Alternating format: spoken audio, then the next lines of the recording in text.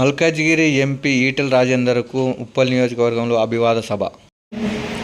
నియోజకవర్గంలో మన ప్రభుత్వ పరంగా కేంద్ర ప్రభుత్వ పరంగా చేయించాల్సిన పనుల విషయంలో అమలు చేయకుండా ప్రజల్ని వంచిస్తే మోసగిస్తే ప్రజల పక్షాన రిప్రజెంట్ చేయడం కొట్లాడడం వాళ్ళ బాధ్యత ఉంది. ఇలా జిహెచ్ఎంసీ అయితేనేమో మళ్ళీ పోయొచ్చిన ఇలా స్థానికంగా ఉండే అనేక సమస్యలకు పరిష్కారం చూపే బాధ్యత ఇవాళ తప్పకుండా ఏ మాట అయితే ఇచ్చినామో అన్నాడు ఆ మాటకు కట్టుబడి ఇవాళ మీకు సేవ చేయడంలో 5 సంవత్సరాల పాటు నేను అంకితమైన చెప్పి మీకు మాటిస్తున్నాను. రెడ్డి గారిగా ఉన్నది ఇవాళ ఎన్నికల ముందు ఆయన మాట్లాడిన మాటలు, ఆయన ప్రగల్భాలు, ఎగ్జామ్స్ జరిగినా ప్రతిభకు పంటలు కట్టలు బ్రోకర్లకే నౌకర్లు వస్తాయని చెప్పి మాట్లాడిన వ్యక్తి రేవంత్ రెడ్డి గారు. ఆయన తెలంగాణ తెచ్చుకున్నది ఉద్యోగాల కోసమని చెప్పి మా ప్రభుత్వం అధికారులు వచ్చిన వెంటనే 2 లక్షల ఉద్యోగాలు భర్తీ చేస్తామని చెప్పి మాట ఇచ్చిన రేవంత్ రెడ్డి గారు ఉద్యోగం క్యాలెండర్ లేదు. ఇవాళ టీచర్ల నోటిఫికేషన్ కావచ్చు, గ్రూప్ 2 నోటిఫికేషన్ కావచ్చు, ఇంకా ఇతరత్ర నోటిఫికేషన్ కావచ్చు, 500, 4 ఇవాళ కళ్ళేవి చేస్తాన్ని ఈ ముఖ్యమంత్రి మీద యుద్ధం ప్రకటించింది, ఈ ప్రభుత్వం మీద అవిశ్వాసం ప్రకటించింది తెలంగాణ చదువుకున్న యువత. ఇవాళ చివరికి వాళ్ళు అంటున్న మాట ఏంటంటే నీ 2 లక్షల ఉద్యోగాలతో నీ నోటిఫికేషన్లు గమనమని, కానీ ఇచ్చిన నోటిఫికేషన్ అయినా మేమందరం రాసుకోవాలి. ప్రతి ఉద్యోగానికి ప్రతి వ్యక్తి ఎదుగుతుంటుంది. వాళ్ళ టీచర్ కాబట్టి రాష్ట్రంలో గ్రూప్ 2 రాకపోతుండే, గ్రూప్ 2 రాష్ట్రంలో గ్రూప్ 4 రాకపోతుండే, కానీ ఇంజనీర్ అయినా పిహెచ్డి చేసినట్టే అయ్యా ముఖ్యమంత్రి గారు నీవిచ్చిన ఆ నోటిఫికేషన్లో ఉద్యోగాల కోసమే ఎగ్జామ్ రాయాలంటే కనీసం ఒక ఎగ్జామ్కు 1 రోజుల గ్యాప్ ఇవ్వండి, 2 నెలల గ్యాప్ ఇవ్వండి, మీరు ప్రిపేర్ రాసుకోవడమంటే వాళ్ళని తీసుకుపోయి పోలీస్ స్టేషన్ పెడుతున్నారు, వాళ్ళని తీసుకుపోయి కాలేజ్ చేస్తున్నారు. అన్నా నేను చచ్చిపోతున్నా కూడా కనికరం లేదా ఈ ప్రభుత్వానికి, మీరైనా నోరు విప్పండి, మీరైనా రిస్క్ ఇవ్వండి చెప్పి ఇలా మాట్లాడుతున్నంటే 6 నెలల కాలంలోనే ఇవాళ మొత్తం చదువుకున్న నిరుద్యోగ యువతకి ఈ ప్రభుత్వం మీద భ్రమలు తొలగిపోయే కాదు, ఈ ప్రభుత్వాన్ని కత్తిరించినంత వరకు మేము నిద్రపోమని చెప్పి శపథం చేస్తున్న ఆందోళన అలజడి తెలంగాణలో మన పిల్లలు చేస్తున్న విషయాన్ని మర్చిపోవాలి. శక్తి భారతీయ జనతా పార్టీ మాత్రం చెప్పింది. ఏ హామీ అమలు కాలే, నా ఆడపిల్లలకు 2,500 రూపాయలు వృద్ధి కాలే, నా రైతాంగానికి రుణమాఫీ కాలే, నా పెన్షన్ తీసుకునే మా 60 సంవత్సరాల పైబడిన ముసలి వాళ్ళకు 4,000 రూపాయల పెన్షన్ కాలే, 4,000 హ్యాండిక్యాప్డ్ పెన్షన్ 6,000 కాలే. ఒక్క హామీ అమలు కాలే, ఒకటి అమలైంది. అది బస్సులలో మహిళలకు ఉచిత ప్రయాణం తప్ప ఏ ఒక్కరు కూడా అమలు చేయకుండా మోసం చేయగల ప్రభుత్వం రేవంత్ రెడ్డి ప్రభుత్వం.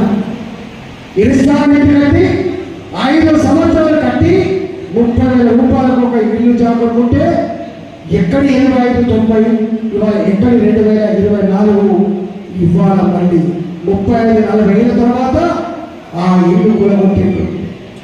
అంటే రేవంత్ రెడ్డి ప్రభుత్వం గరీబ్ వాళ్ళకు డబుల్ బెడ్రూమ్ ఇచ్చిన కాదు, రేవంత్ రెడ్డి ప్రభుత్వం పేదలకు చాలా పంచడం కాదు, రేవంత్ రెడ్డి ప్రభుత్వం ఇవాళ మున్సిపాలిటీలో పనిచేసే కార్మికులు, ప్రైవేట్ ఉద్యోగం చేసేవాళ్ళు, ఇలా టైల్స్ చేసేవాళ్ళు, ప్లంబర్గా పనిచేసేవాళ్ళు, ప్రైవేటు కంపెనీలో పనిచేసేవాళ్ళు, చిన్న ఉద్యోగులు కొనుక్కున్న ఆ జాగలు ఇవాళ విలువ పెరిగితే వాటి మీద కన్నేసి గద్దల్లాగా కలెక్టర్ల మీద ఇన్ఫ్లుయెన్స్ చేసి వందల మంది పోలీసుల సమక్షంలో ప్రజాప్రతినిధులు ఉన్నప్పటికీ పక్కనే ఉన్న ఏమీ ఉన్నారు 40 ఎకరాలు కట్టుకున్నారు. వాళ్ళ భూములట పొలంలో భూములట. వాళ్ళు కొనుక్కున్న భూములకు ఆనాడు కేసీఆర్ 118 జీవో ఇచ్చి ఆ భూములను కొనుక్కున్న భూములు కాకుండా పుక్కడకు ఇచ్చిన భూములుగా జీవో ఇచ్చిండు. కొన్న 4 మంది అయితే ఉన్న 4 పడేది. కాబట్టి ఇవాళ భారతీయ జనతా పార్టీ కార్యకర్తలుగా ఈ పేదలకు వ్యతిరేకమైన దుర్మార్గమైన ప్రభుత్వం మీద నిన్న యుద్ధం ప్రారంభమైంది.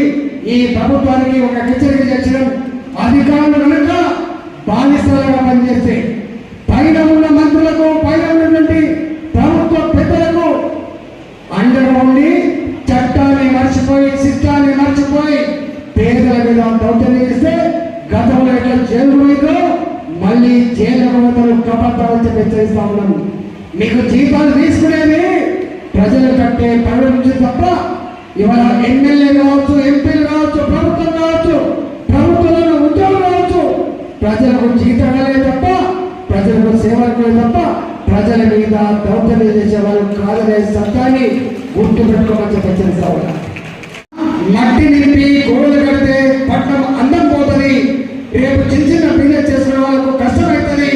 రేపు ఆ బ్రిడ్జెస్ కింద మనకు పార్కింగ్ స్థలంగా పనికి వస్తుంది. ఇది వద్దంటే వెంటనే గడ్కరీ గారికి రిప్రజెంట్ చేస్తే 125 కోట్లు వెంటనే శాంక్షన్ చేసి మొట్టమొదటి జీవో ఇవ్వబోతున్నది కేంద్ర ప్రభుత్వం. అక్కడ కట్టబడుతున్నటువంటి ఆ రోడ్ కేంద్ర ప్రభుత్వం 5,700 కోట్ల రూపాయలతో మల్కాపూర్ వరకు 8 లేన్లు నిర్మాణం జరుగుతూ ఉంది.